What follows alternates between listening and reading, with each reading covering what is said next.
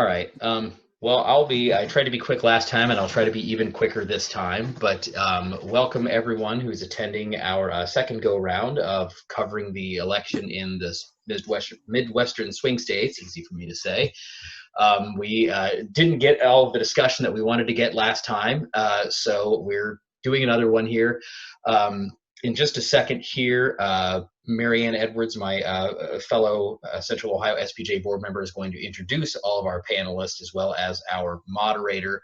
But before she does that, I just want to make a quick note for those of you who are here as attendees to our panelists. After we get through the introductions here, we'll be answering questions about their perspectives on the election and their coverage of it. If you are going to ask a question, please do so via the Q&A function in Zoom. There is also a chat function, but I would suggest that you use the Q&A. That's a little bit easier for us to wrangle on our end. If you do ask a question via the chat, we'll still be monitoring it to some extent, but you have a better chance of getting your question answered if you ask it via Q&A. I probably should have introduced myself. I'm Garth Bishop. I'm the president of the Central Ohio Pro Chapter of SPJ. Just welcoming everyone to the second go-round of our panel here, and appreciate very much everybody.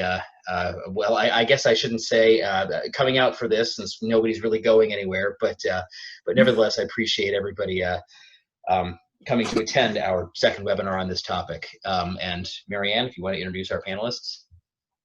Sure. Thank you, Garth. And thank you to our speakers who were able to come back from the previous session to this session. And welcome to our two new panelists, one from Michigan and one from Wisconsin, two of the critical states in this upcoming election. Short biographies of our panelists will appear on our chapter website, but in the meantime, I will introduce them briefly, starting with our two new panelists. And maybe each of you could wave when I introduce you. Lauren Gibbons is state government reporter for MLive Media Group, parent company of the Grand Rapids Press, the Ann Arbor News, the Flint Journal, and several other Michigan newspapers. This year, she has covered the fallout of the COVID-19 pandemic, focusing on Governor Gretchen Whitmer's executive response and the backlash to that from conservatives. Brianna Riley is state government reporter for the Cap Times in Madison, Wisconsin, covering the divided state house and all aspects of elections. Previously, she worked for WizPolitics.com, also in Madison, which offers an insider look at the happenings inside and outside the state capitol there. Returning as moderator is Michael F. Curtin, former editor and associate publisher of the Columbus Dispatch, where he worked 38 years, specializing in coverage of local and state government and politics. He later served 4 years as a representative in the Ohio House. Gary Abernathy is contributing columnist for the Washington Post, and he was publisher and editor of the Hillsborough, Ohio Times-Gazette from 2011 to July 2018. Unfortunately, Danya Henninger, who had intended to be here tonight, the editor of Billy Penn in Philadelphia, messaged us just a little bit ago and told us that she had a breaking news story that she's involved in and can't come. Daryl Rowland has been with the Columbus Dispatch since 1991 and public affairs editor since 1999. Wave to us, Daryl. He has covered national political conventions since 1996. Julie Carr Smythe is state government reporter for the Associated Press, currently serving on the team covering 2020 voting issues. And Howard Wilkinson is senior political analyst for Cincinnati Public Radio. He joined the WVXU News team after 30 years of covering local and state politics for the Cincinnati Enquirer. This time we are going to get right to the questions for the panelists from our moderator and from all of you out there in Zoom land. So Mike, you have the floor. Thank you, Marianne. Thank you, Garth. Thank you, panelists, for taking times out of your extremely busy schedules now to join us and do this for our audience.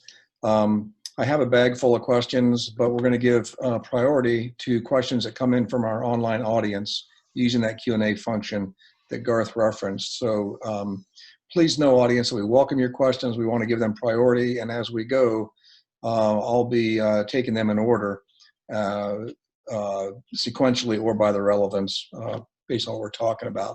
But I will ask the first question to get the discussion going, and then we will go from there.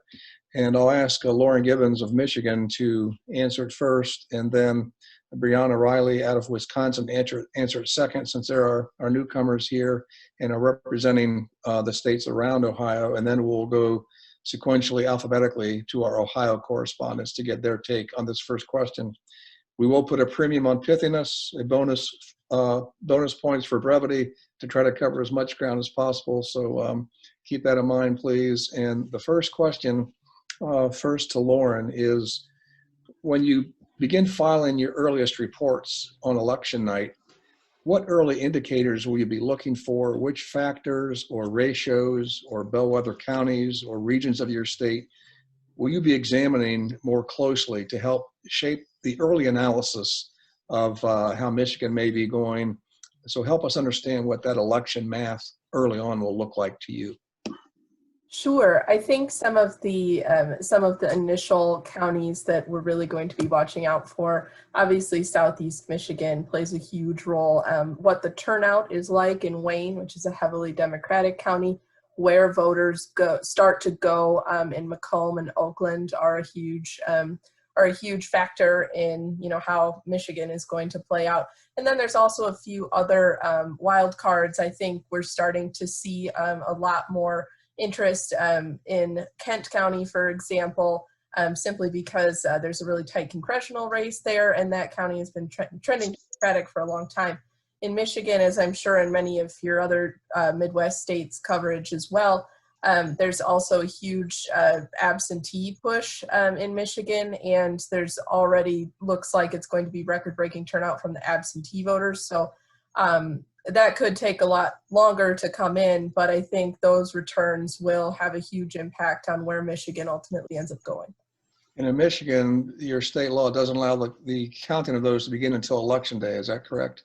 Correct. They did pass legislation that allows for some pre-processing of ballots, but that starts the day before Election Day, so it's not super substantial. It's not what the clerks were asking for. So it's probably going to be election week as opposed to Election Day.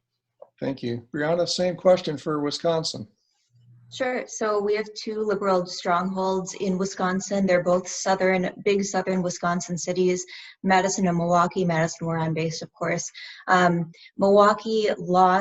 Clinton lost Milwaukee by 39,000 votes last time, which was more than enough to make up for her losing margin in this state. So keeping a look at turnout there and ensuring that it's hitting the numbers that Democrats need to be able to max out that area and really win the state. Of course, we're also looking at the suburbs around Milwaukee County.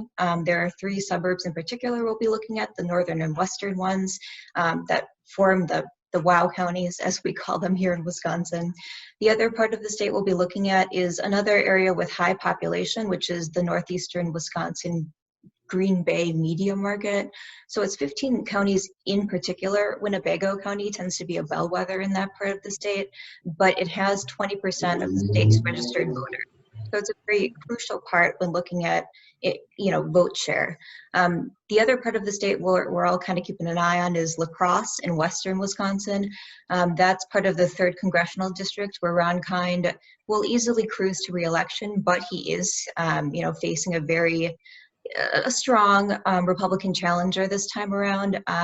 President Trump won that district by 4.5 percentage points, I believe, in 2016, and Ron Kind didn't face a challenger that year. So it'll be interesting to see this time around how competitive it is. We also have an open state Senate district there, and Republicans are trying to get veto-proof majorities in both the Senate and the Assembly by flipping 3 seats. So we'll see how that works out, but those are the areas that we'll be keeping an eye on.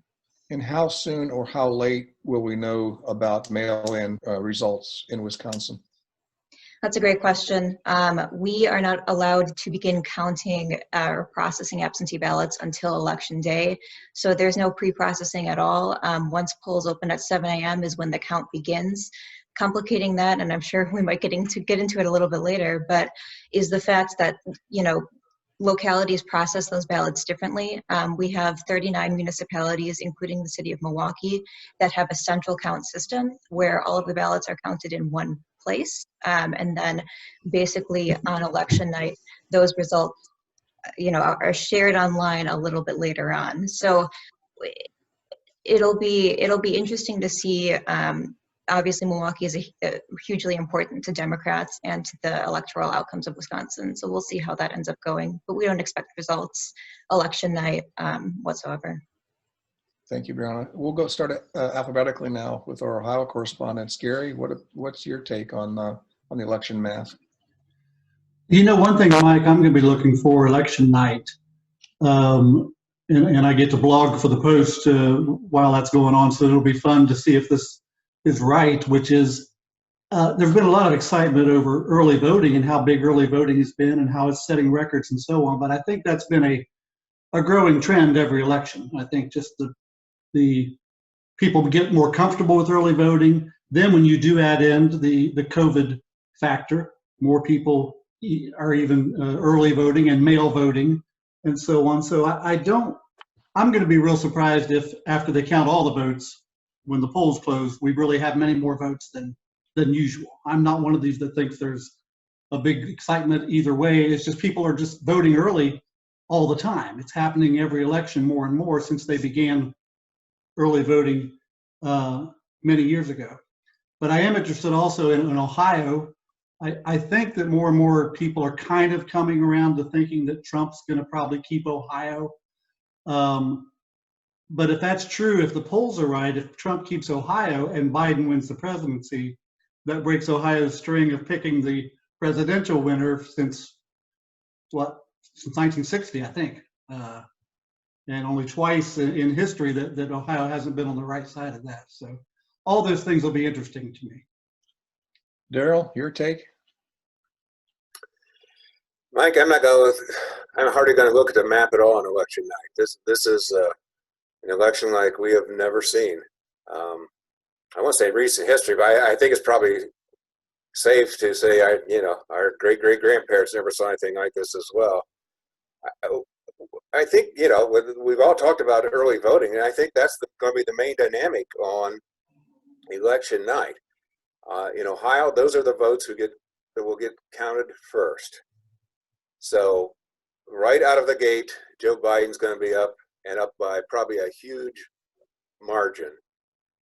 If the numbers are all right I know they're right. If the numbers match voter registration, because the early vote is just, astronomically for the Democrats. So those very first results that are posted, it's about, say, 7:45, Biden is going to almost positively have a huge lead. Because again, the way we work it in Ohio, they're allowed to process, but no actual count till election night. But as soon as the gate comes down at 7:30, then that's what they're counting, because the rest of the numbers, you got to run them down to the Board of Elections and get them sent to the Secretary of State and all that good stuff. So I'm going to be looking to see how much of a lead Biden has. And then the rest of the night, it's going to be Trump creeping back. And at the end of the election night process, what are we going to have? Presumably, if Ohio's as close as they're saying, Trump will have perhaps a modest lead by the end of the night. So that's stage two, because all those election day ballots, all the Republicans have been waiting to vote on election day. So if that comes to pass, it's going to be a race to the end of the night. And then stage three, of course, comes in the ballots that are mailed by the day before the election, postmarked, I should say, the day before the election. You have 10 days to get to the elections board. And there are no interim. This is going to be a maddening period if it's close, and of course, if the nation is still waiting on this, because there are no interim results. You wait 10 days, and then you count again. So did those late mail-in ballots, are they going to follow the pattern of the early mail-in ballots, where they are pro-democratic and maybe Biden could come back and take the lead back from Trump? Is this a different type of voter who is like just now, as we talk, like getting their application in for a mail ballot, or going down to getting ready to go down to the elections board to cast an early in-person ballot. I don't know, but see, that's what I'm looking for. And of course, you look at the big urban counties and see if, everything's going to be compared, I think, using the 2016 yardstick, where President Trump won by 8 points in Ohio. And you look at those just tremendous numbers that Trump rolled up in the rural areas. I mean, over 80%. They were Putin-like numbers in like Mercer County and some of those farming counties in western Ohio. And Clinton did not do, I mean, she won the urban areas, but you look at drill down and look at those black precincts for black voters, and there was not enthusiasm there that I think really showed up with a lot of folks staying home on election day. So that's more of the stuff I'm going to be looking at, Mike. Julie, your early indicators at AP? Yeah, well, one positive thing we're happy about is that we will actually have our network of stringers out in the counties. And so we're actually above the stream of data that's going to be going to the Secretary of State. I mean, that's always the case with AP, but hopeful this year because we really don't know what kind of issues we might see on that final day. In terms of geography, looking strongly at the suburbs around Cleveland, around Columbus, Cincinnati, Toledo, where we've seen this big surge of interest in among suburban women for the Democrats as opposed to for Trump last time. In addition, of course, the Mahoning Valley will be fascinating because last time that traditionally blue area went for Trump. I saw it as they saw him as a trafficant type of character. He's kind of a bit of an outlaw and a bit of a maverick. And that valley was really notable, and we all covered it 4 years ago. And so have they swung strongly back to the Democrats? That'll be another place I'm watching. And then Wood County in Ohio is sort of a bellwether within a bellwether up along the Lake Erie region. So we'll be looking at those areas, but I mean, Daryl is right. There's so much to just what are the turnouts? How quickly are these ballots going to be cast? I'm moving toward the optimistic column that we're going to have some kind of results by the end of election night, whether the end of election night is Wednesday morning. But, all of these election officials they're motivated, as always, to get this done. The early votes will be in stacks. They'll be processed, but they won't have been counted yet. So those will be tallied beginning at 7:30 when the polls close. And we'll just have to watch these key areas and see. And as Daryl says, out in that Republican western part of the state, Biden has made a big push in there with some radio ads, targeted ads that he's trying to use to try to cut into those, 70 and 80% margins. And that's where we know that Trump has to continue that margin, if not do better, if better is even possible, to win some of those counties. Howard, your early indicators. Well, I'm kind of like Julie. I'm kind of optimistic about the election night itself and what we're going to find out. I'm going to be watching these suburban communities around the 3 C's, Cincinnati, Columbus, Cleveland. And I can pinpoint it in the Cincinnati area down to the southern part of Warren County. The Warren area, the Deerfield Township area, the Kings Island area. There's a lot of new voters come into that area in the last 4 years. College educated, many of them work for P&G and their research facilities there. They are not particularly partisan. I don't think they're particularly Trump voters.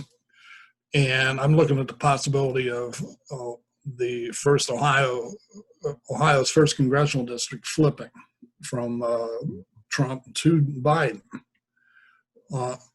in this election. And also, quite possibly, the congressional seat, Steve Chabot, who's been there for 24 years, getting knocked out.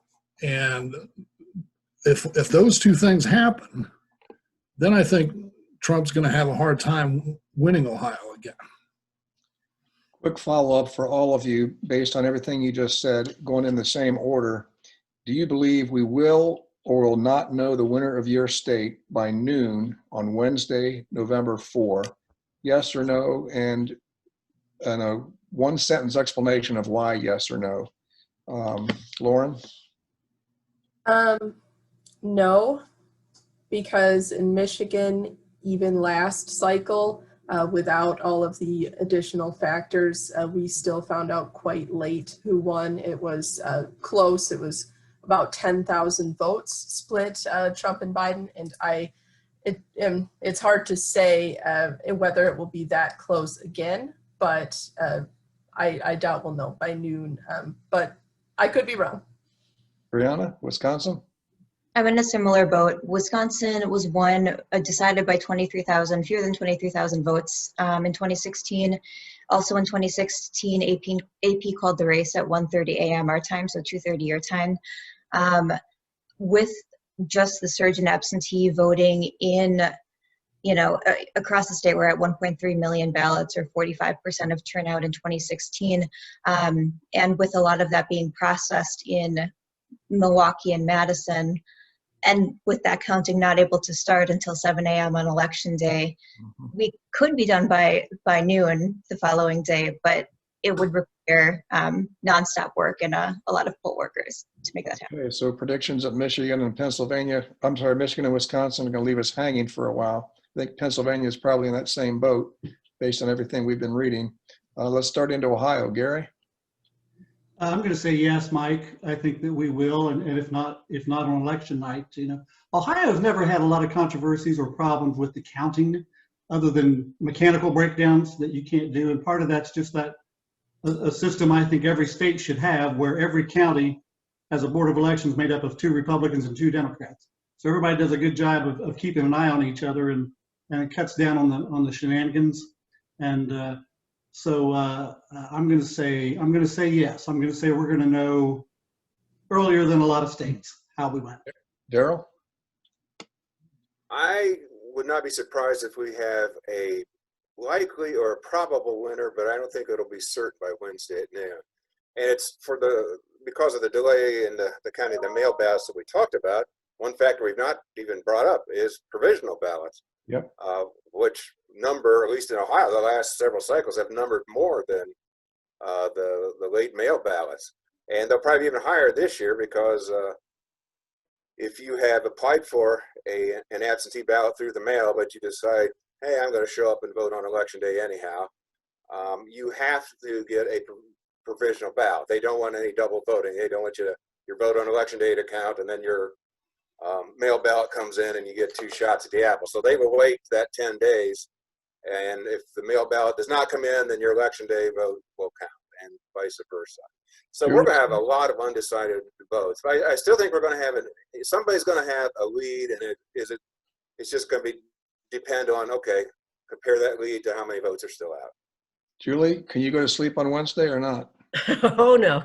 Well, I was going to say, and I think I mentioned this in our last round, that, the election officials' prayer, Lord, whoever wins, just don't let it be close, and that's going to be the issue on Tuesday and Wednesday. And of course, what I'm watching for, in addition to all we're talking about, is that the Trump campaign is positioning to fight this. I don't think it's any secret in what they're doing. They're taking video surveillance of people dropping off ballots in Pennsylvania. They're sending election board complaints on various things. And so what I'm thinking is we may have a count, and we may have a provisional or an unofficial winner by noon on Wednesday, and the lawsuits will have started by then, in terms of challenging whatever that is on election day. If it's the way certain things were carried out, or the way that the ballots were processed or not, or didn't arrive, or the number of complaints. that reason, I don't think we'll know in the way that we have in past cycles. Howard, last word is yours. I don't think I think it's possible that by noon on Wednesday we could know. But I think it depends in Ohio on that number that we're going to get on each county in Ohio of how many absentee ballots are still uncounted, how many provisional ballots are still uncounted. We will know that number. That will be very instructive as to whether or not the result could change in the official account. And, then maybe we can go to sleep for a while. Hey, Julie, Mike, can I just pop in just to say Sure. to our participants that it'll be great that our Secretary of State in Ohio, if they're writing in Ohio, is going to have that outstanding number of absentee prominently displayed on his website, like what Howard's watching for. That's right. thank you. In Julie's comments, she made reference to a couple of incidents that were well publicized at early voting locations. We know that both political parties have been heavily recruiting for poll monitors. We know that several nonprofit organizations, such as the League of Women Voters, has been doing the same, encouraging people to sign up, to go through the process, to become a certified poll monitor. We all know there's a right way to be a poll monitor and there's a wrong way to be a poll monitor.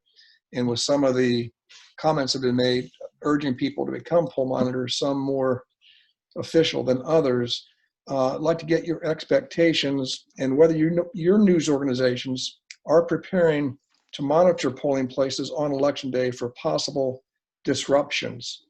And if so, does your news organization have information that led to these preparations? What's your expectation for election day? How smooth, how rocky perhaps? And we'll start in the same order with Lauren, Brianna, and then Ohio correspondents.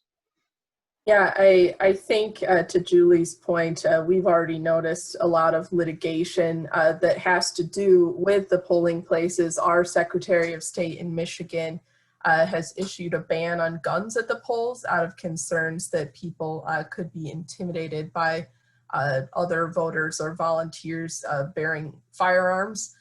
So that conversation is actively happening.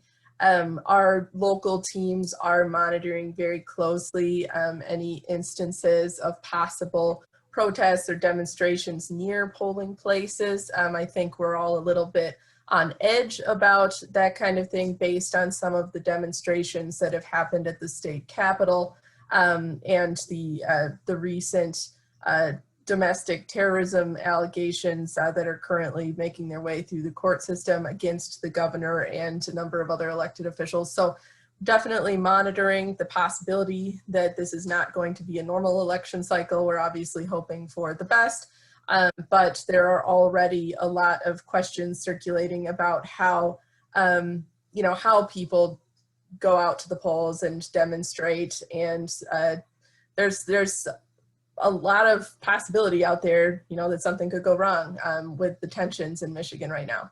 Thank you. Brianna? Yeah, every cycle we do keep an eye on polling places just to, monitor things, make sure that absentee ballots are being processed in a, an expedient way, keeping an eye on turnout numbers and things like that. We will be doing the same this time around, of course.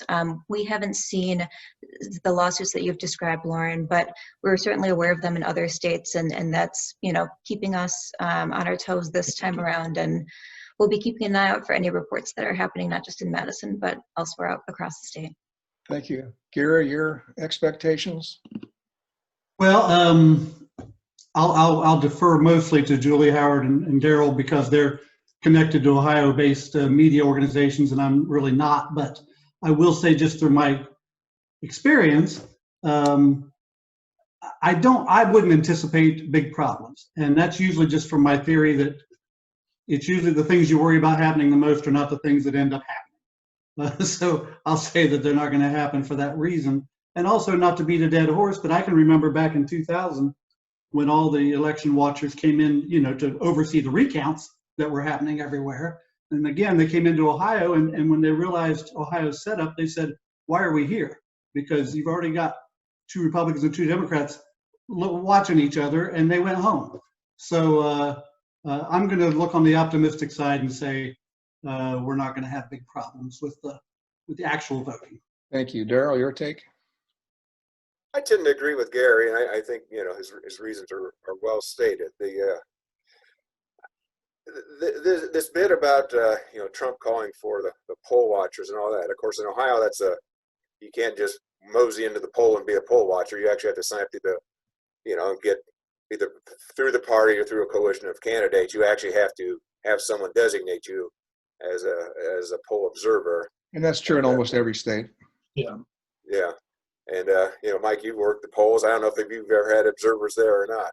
All the time. And, certified observers, not renegade observers. Yeah. If I have any worries, to me, it's more what goes on outside the flags. In other words, outside the voting perimeter. If, some overexuberant folks come and whatever, do their thing. I'm not anticipating that, but certainly, hey, so we're in the brave new world. We're part of Gannett now, so we've got a lot of eyes out there. We are definitely you expect the best and prepare for the worst, as the cliche goes. Thank you, Julie. Yeah, AP has a whole team that we're going to be watching all kinds of voting issues on that day. It could be unrest, although I'm kind of with everybody else. I feel like it might not happen. I think some of these efforts you're talking about, like the League of Women Voters, is sorry for my landline phone ringing there.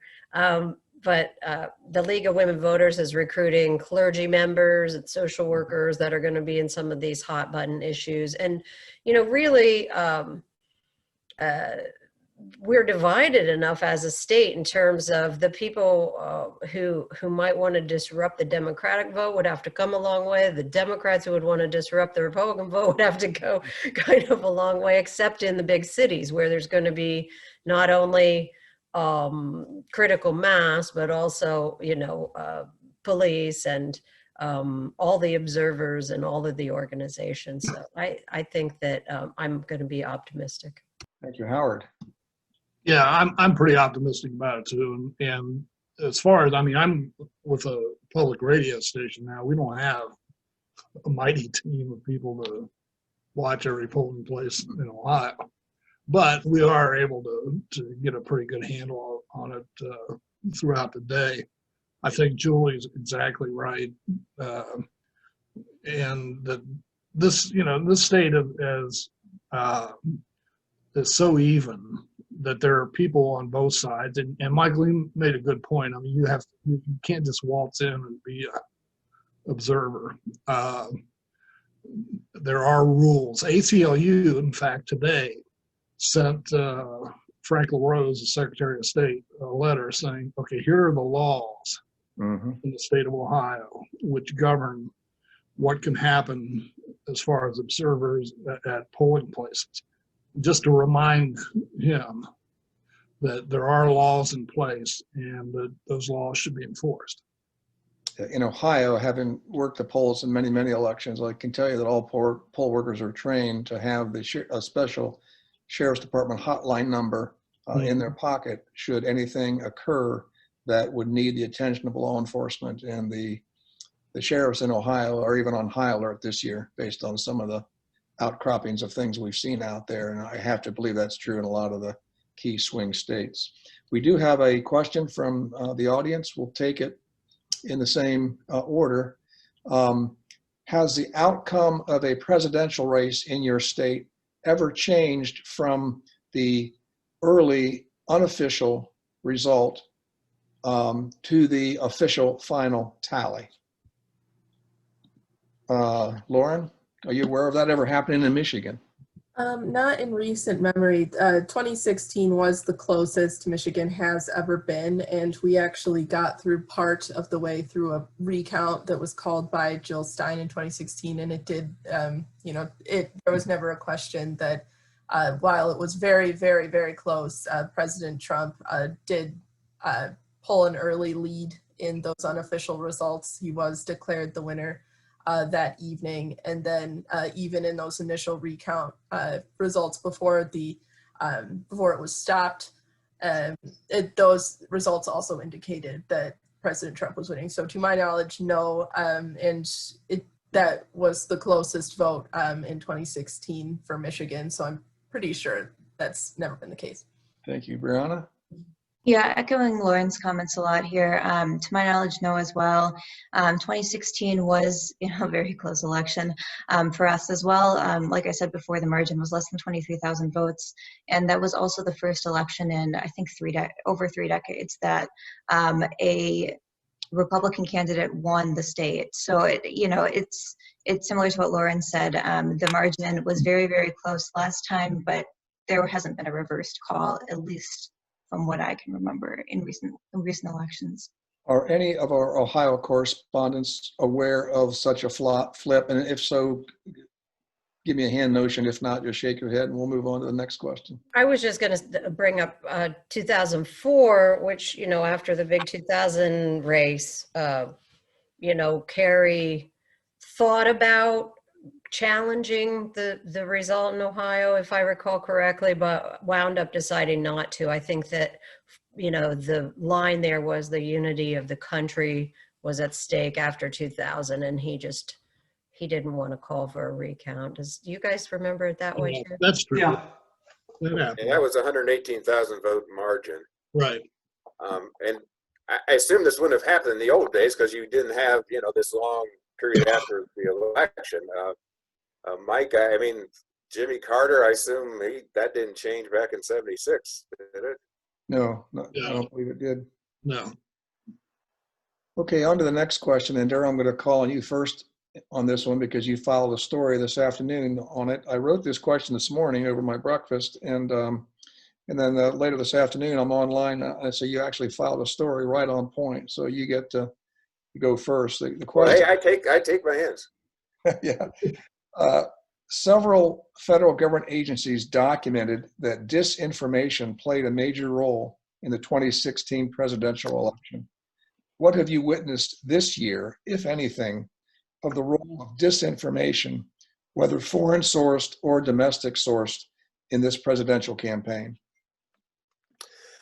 There were such huge warnings after 2016, and the social media platforms they did implement lots of changes, and they have shut a lot of people down over the years.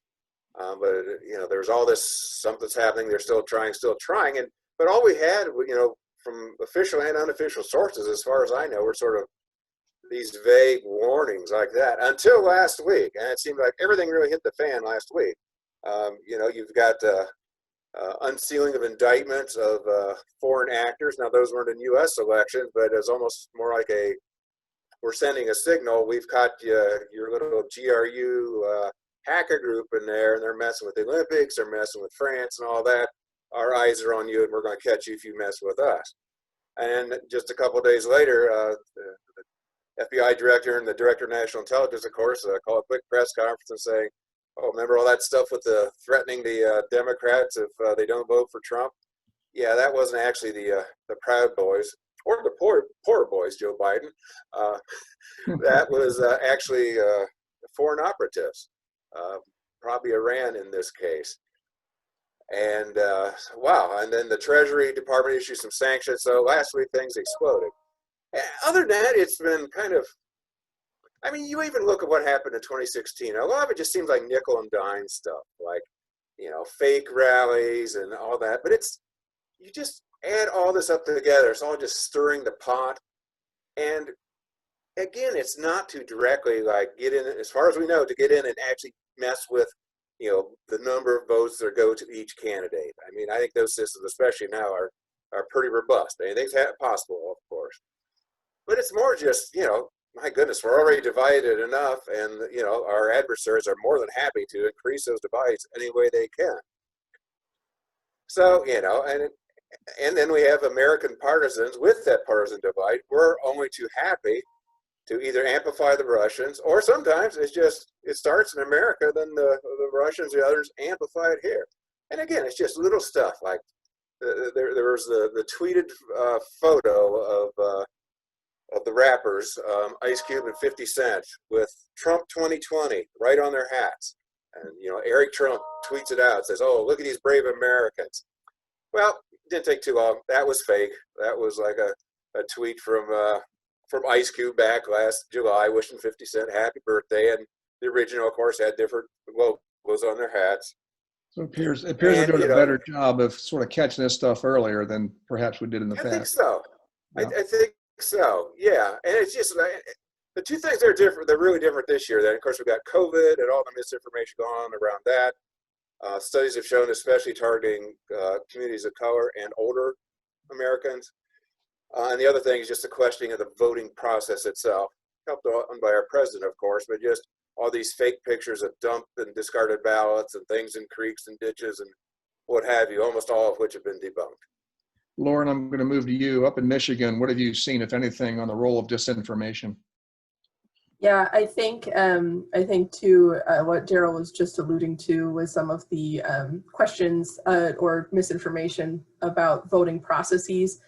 We had a lot of questions and a lot of Republicans and conservative groups expressing concern about the vote by mail process, specifically with Secretary of State Jocelyn Benson's decision to mail absentee ballot applications to every registered voter. A lot of Republicans in the legislature really criticized that decision, and those criticisms kind of led to conservative outcry about the vote by mail process. And there was one event in West Michigan where a conservative group held a bonfire event where people were burning their absentee ballot applications.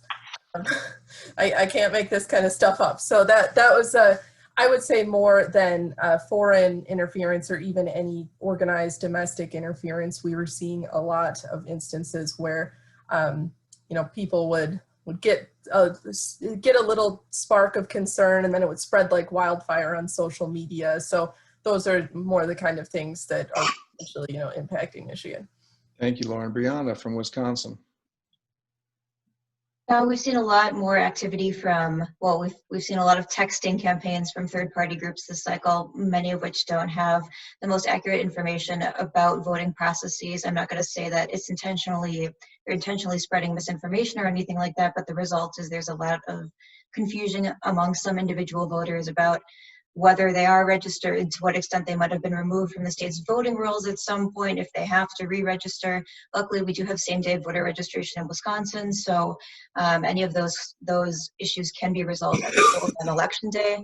And as far as foreign interference, I think we saw the FBI, I believe it was last week, warning that Iran and Russia might have obtained information about Americans' voter registrations. Our nonpartisan head of the Wisconsin Elections Commission told reporters last week that there was no evidence of foreign actors seeking to meddle in these elections that appear to have accessed our voter registration database. So at least from that side of things, it looks like we're still quite secure. That's obviously not the disinformation part of it, but that's certainly one part that we're worried about here in Wisconsin. Thank you. Gary, your take on disinformation this year?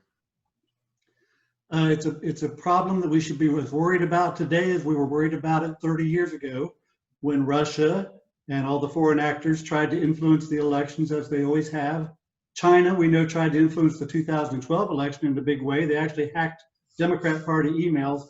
A lot of people don't know about it because it was hardly written about at all. I think you can only find one article online, a Time magazine article, pretty in-depth about China hacking into the DNC and then also the RNC.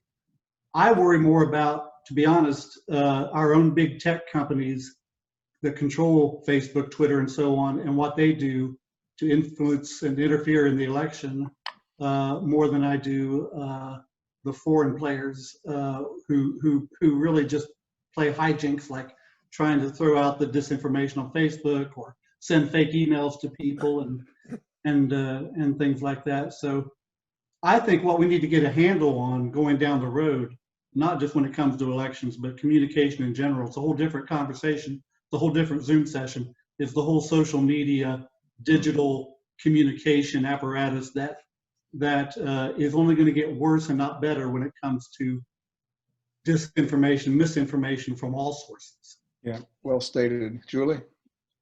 Yeah, I think that's somewhat true. And I think that Facebook and in particular, but some of the other platforms too, you know, they've gone back and forth a lot on what they want to block and not block. And I know that the Trump campaign has pushed back on that, saying that they have been partisan in that way.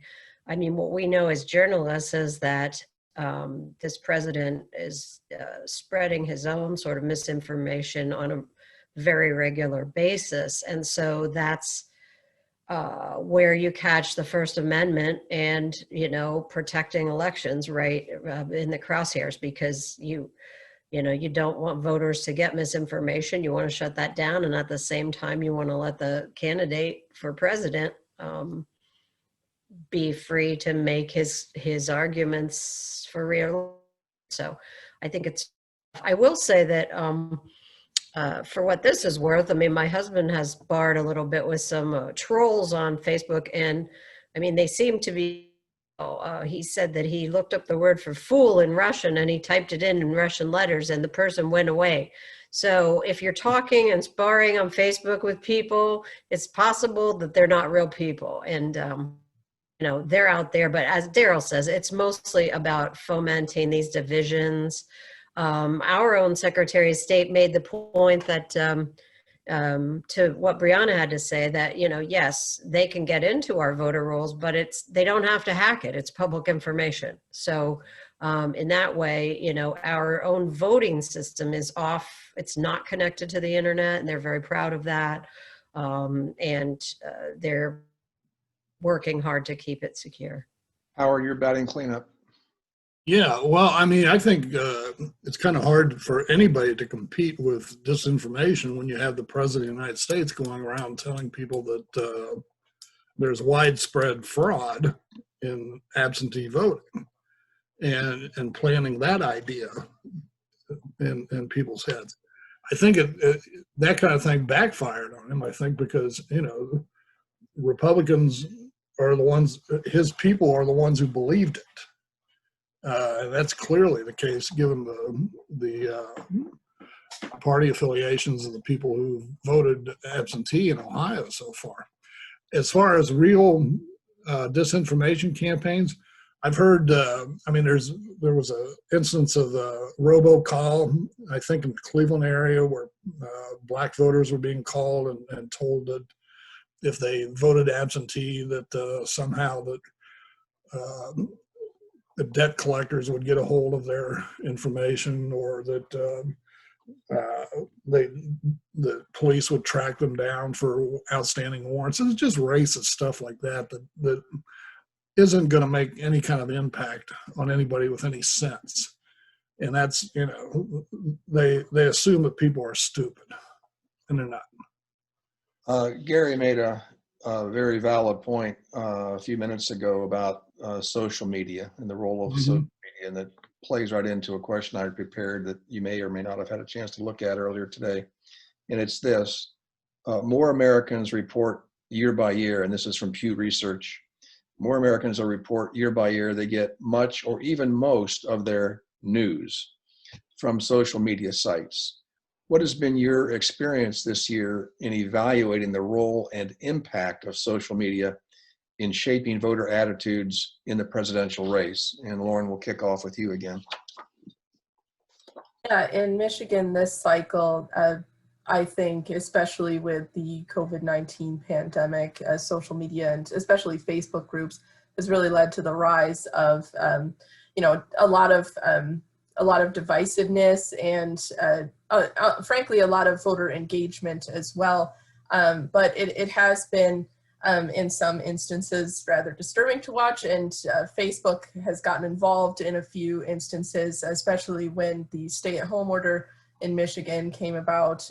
This is somewhat tangential to the 2020 race, but does have a lot of import in Michigan, where Governor Gretchen Whitmer has become a national figure of sorts. And there were instances where she was getting a lot of sexist threats, or, you know, obviously it led to culminated in this this terrorist plot. And so we were seeing a lot of Facebook groups pop up along those lines, a lot of information being shared related to the COVID-19 pandemic, but also in some instances related to the election.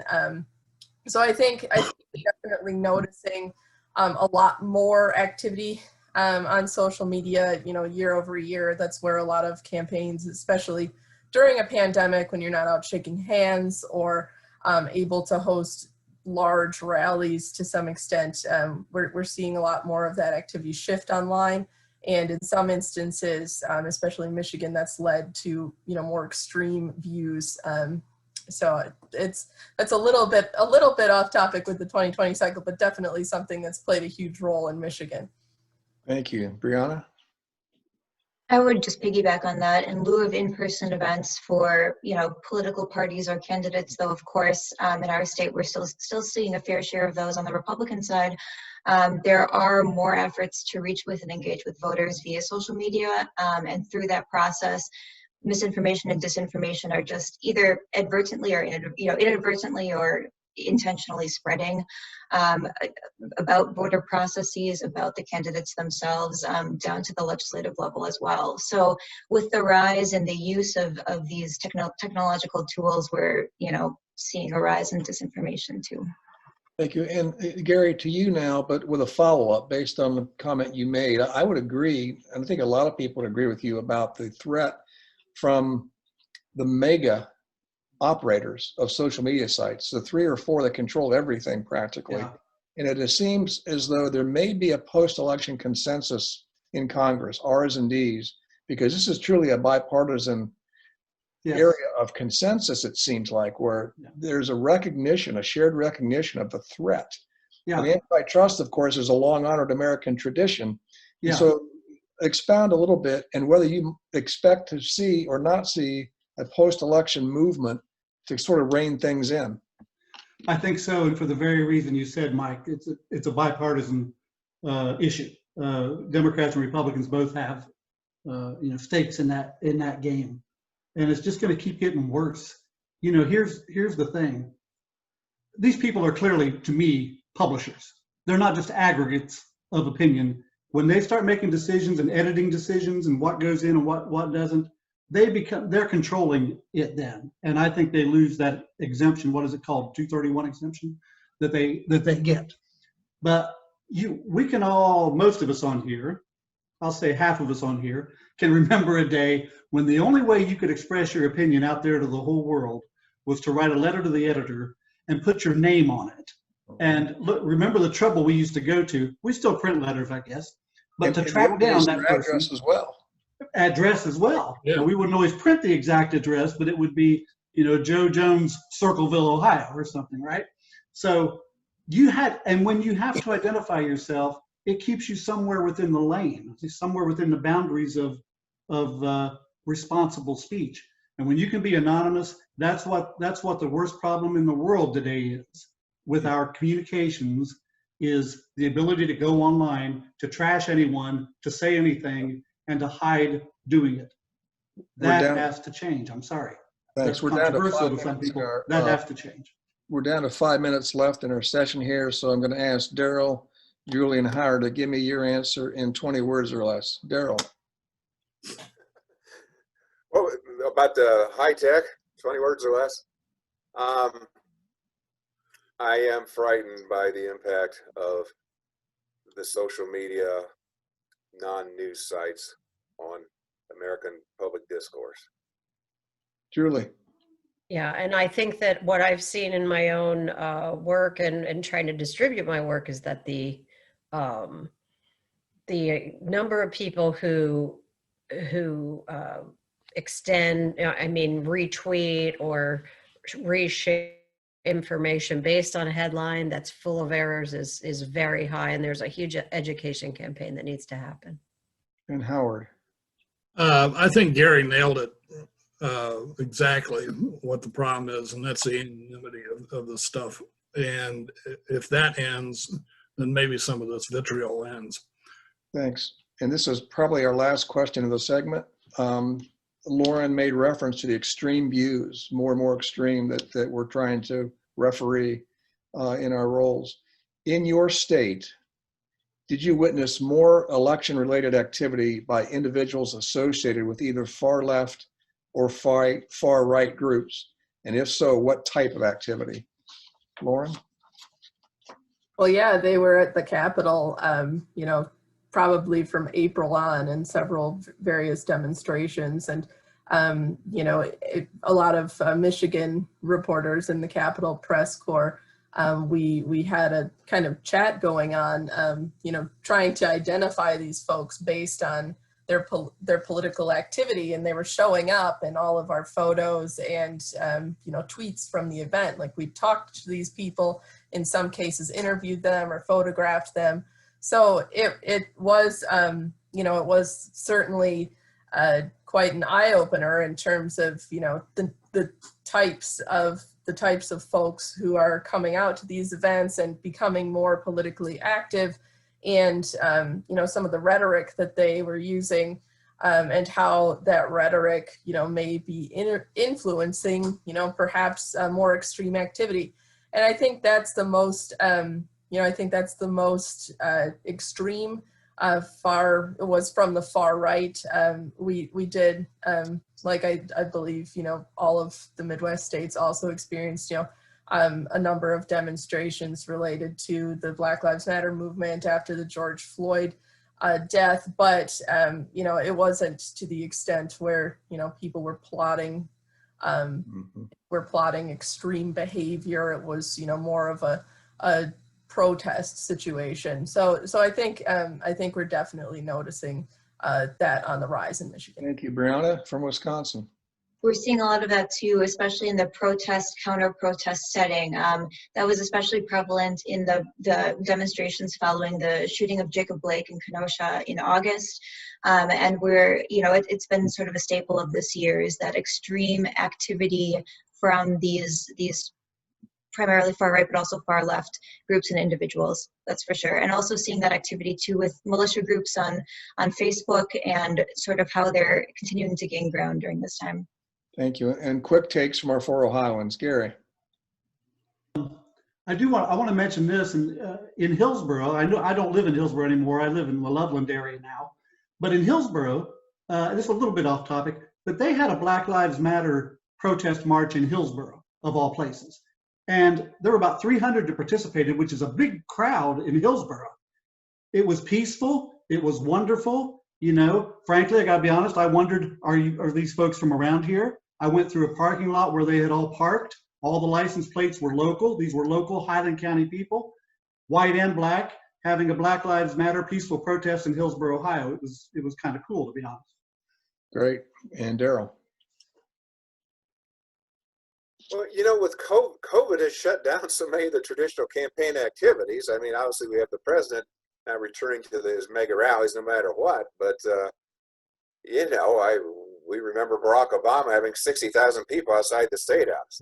Now the only folks outside the State House are, as in Michigan, not as extreme, but all the people protesting the restrictions from our Republican governor.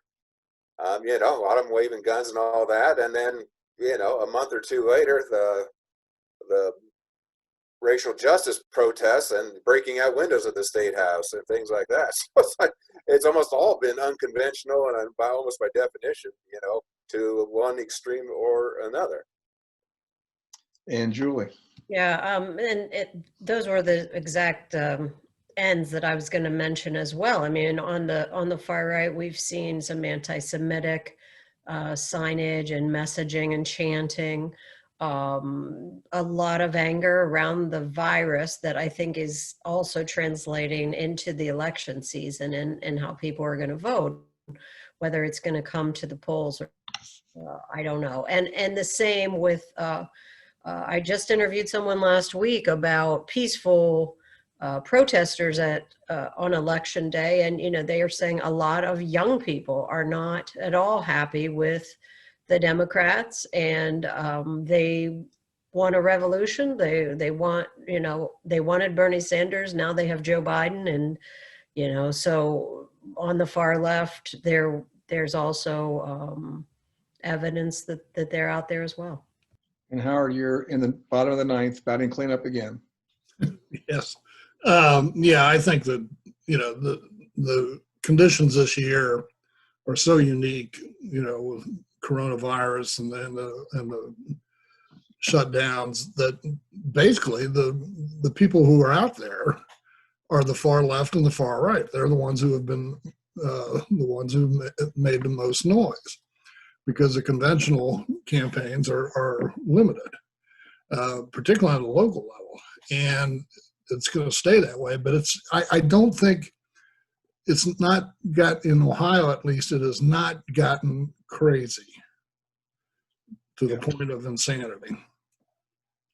Gary Abernathy, Lauren Gibbons, Brianna Riley, Harold Wilkinson, Daryl Rowland, Julie Carr-Smythe, on behalf of the Society of Professional Journalists, thank you very, very much for taking time out of your extraordinarily busy calendars, days, and best wishes between now and November 3rd and after November 3rd. And thank you for everything you do. Marianne, is there a final sign off by you? No, I just came on to make sure that nobody needed me to answer any questions or anything. And I would turn it over to Garth for the final sign off. No, that's a lot of pressure. No, I don't really have a whole lot in the way of sign up, but thanks again. I just want to reiterate what Mike said to our panelists here. Appreciate everybody coming on for a second time around in some cases, or for the first time around in some other cases. I appreciate all of our attendees. Again, turning out, I guess you would say, here tonight to be part of our second panel on covering the election in the swing states. Just to mention here, as I usually do for these sorts of functions, that if you are not a member of the Society of Professional Journalists, but you enjoy our programming, please consider joining for whichever chapter would make the most sense for you. Both on the national level and then the chapter level, but we're always looking to bring new people into our organization, people who are engaged. And if it's an organization that you're not yet part of, please consider joining. The membership rates are very reasonable, and there are a number of benefits to being part of the organization in terms of advocacy, in terms of awards, in terms of the sort of programming. And I could talk about it all day, but I won't.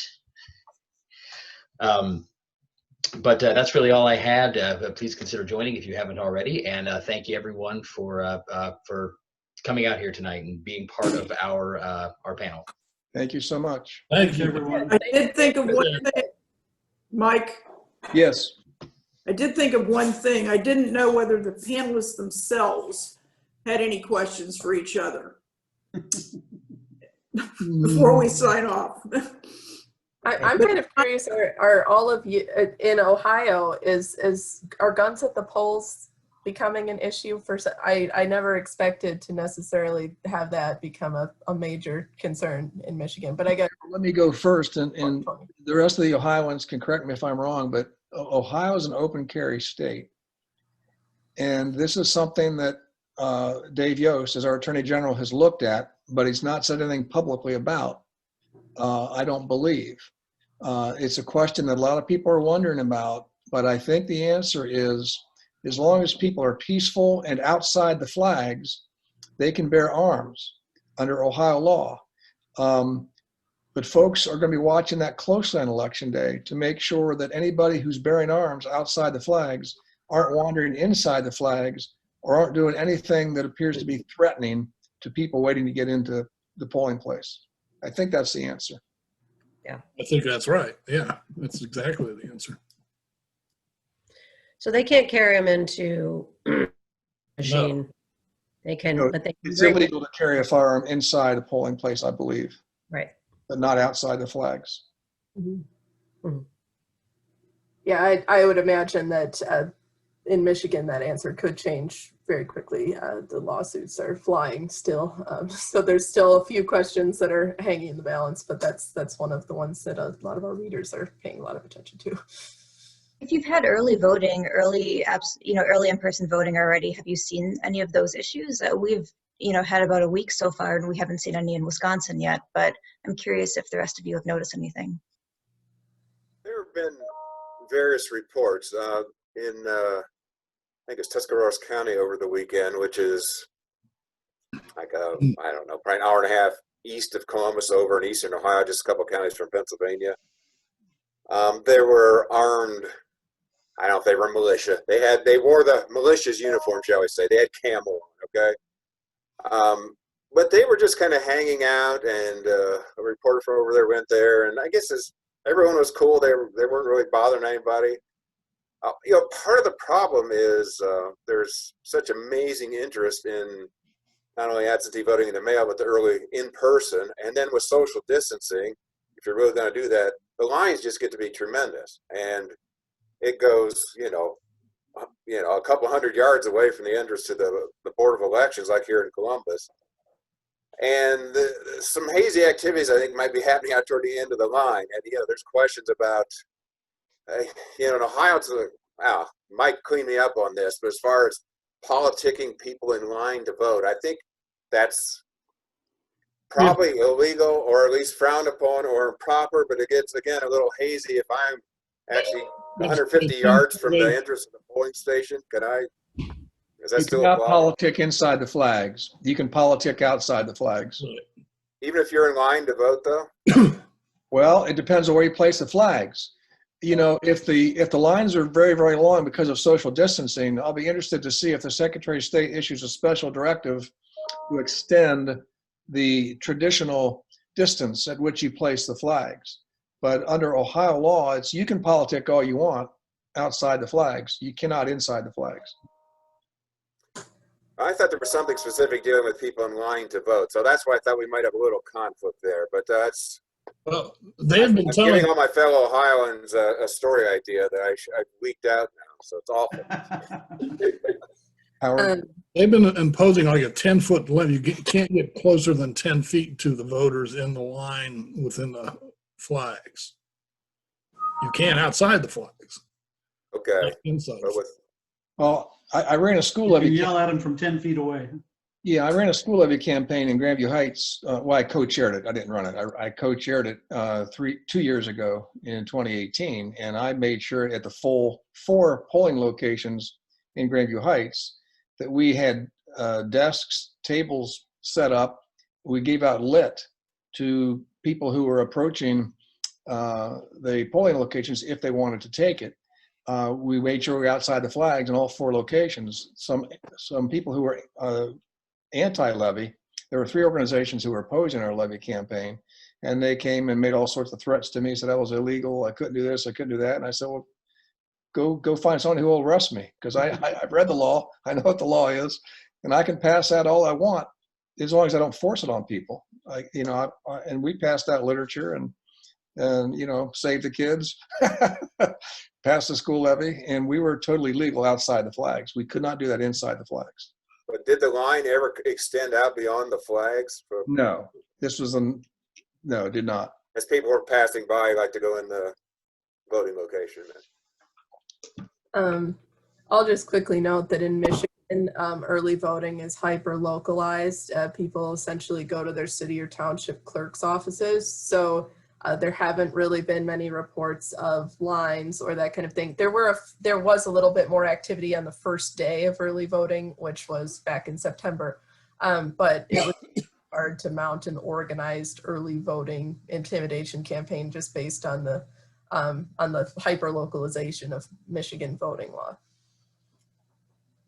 At the early voting location center in Franklin County up on Morris Road, it's been standard practice for years, as long as that location has been there, for candidates and parties to sit in the parking lot and pass out lit as people get out of their cars and approach the front door. And they're totally legal as long as they're outside those flags. But Daryl, you raised a good question. May we see or not see a special directive from Frank LaRose between now and Election Day, if we're going to have those long lines because of social distancing on extending those flags? And does he have the statutory authority to do that? It seems like if he's going to do it, he would have already done it now, because we're obviously a week out. So We've already done it for 3 weeks now, so evidently one of the two things: either the problem's not that bad, viewed as that bad, or he views there's nothing he can do. Yeah. Hey, Mike, I have a question for Mary Ann. Mary Ann? I don't know if she's still there. And Mike, I'm here. you'll need to, it's a suggestion. You need to bring us all back together after the election to see if anybody knew what they were talking about among us. and review. That'd be fun. I'll keep that in mind. We're always looking for programs, right, Put that in the Garth? category of you can run, but you cannot hide. Right. Yeah, we're gonna total up your predictions, then we're gonna score you on them. So I I mean, got all- honestly, it's I'm just kidding, or am I? I really appreciate you all being here, and I got all your emails, so I will keep you all in mind for future programs. Thanks, everybody. yeah. Thanks so much Thanks, for Mike. Good the job. invite. Thank you, Good to everyone. see everybody. Thanks. Mary Ann, thanks, Michael. Take care. Be well.